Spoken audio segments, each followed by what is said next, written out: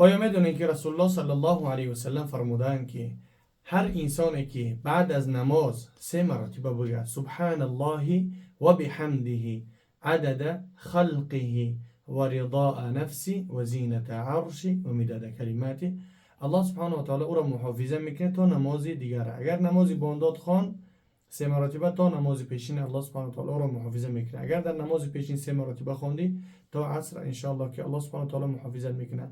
اگر که وقتون کم باشه که ریاضت کردن نتونین، میتونین که بسم الله الذي لا يضر مع اسمه شيء في الارض ولا في السماء وهو السميع العليم 3 مرتبه را بخونین انشاءالله از سحر تا بگاه یگان چیز ما را ضرر رسوندن نمیتونه. اگر که بگاه بخونین تا صبح انشاءالله که یگان جن شیاطین ضرر خود را رسوندن نمیتونه. با دیگران بفرستین تا اینکه در ثواب هم شریک شیم، هم اذیت کنن، هم صدقه جاریه هم برای ما شوه هم برای شما.